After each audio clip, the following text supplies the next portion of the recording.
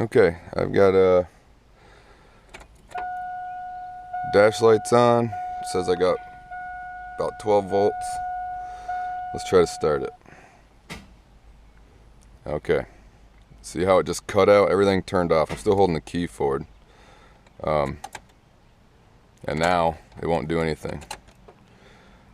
So I'm going to show you how to determine what the cause of that is, and I can tell you right now it's usually a bad connection. In this particular case, I set this up to do this by creating a bad connection.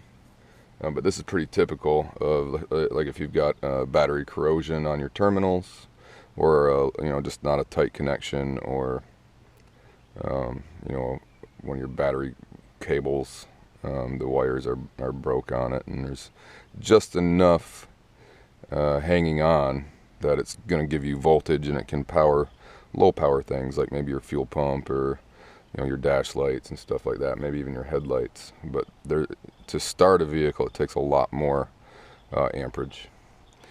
So I'm going to show you how to test that.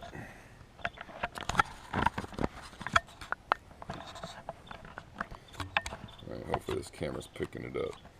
Now right off the bat, looking at it, you can tell it's loose here. But let's say it looked tight, because like I said, usually it's that white powdery corrosion that builds up, especially on these side terminals, but on pretty much any battery out there.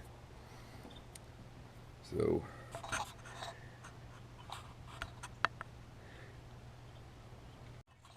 another little bit of info is that white corrosion, that powdery stuff, especially if it's got a little blue in it, that's usually an indication that the battery's leaking. And they make battery post cleaner that comes out yellow, and when you spray it on the area, if there is battery acid, it'll detect it and it'll turn red, and that's how you know for sure that it's battery acid. Alright, so I have my voltmeter here. Go ahead and set it up. Positive, negative. Alright, so what I'm going to do is touch here and here on the actual bolt.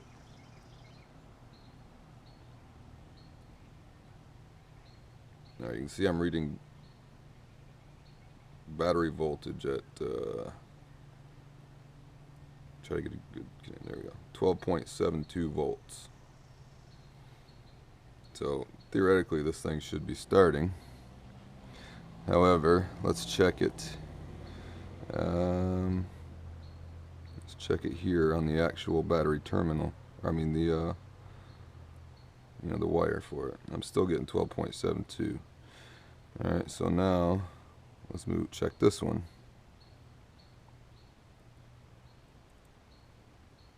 Alright, you can see I'm getting nothing here. Okay, so right here, this bolt goes all the way into the battery. It's got chrome on it, so I'm having trouble getting an actual test. Like 0.01 there, and then here 12.72. So basically there's no power, this is actually the ground side, but there's no connection between the ground wire here and the actual battery.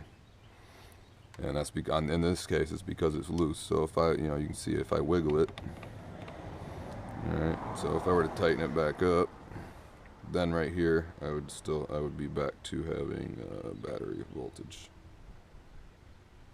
So I'm at 12.57. So that would make it start.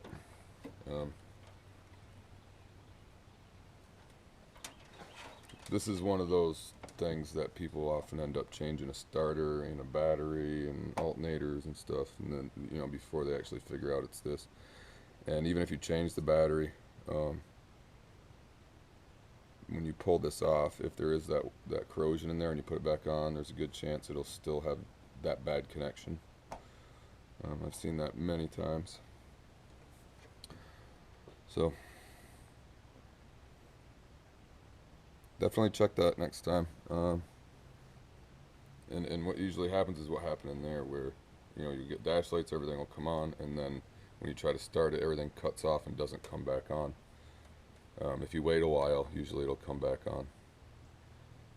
So that's an indicator that you have a bad connection somewhere. Alright, that's it.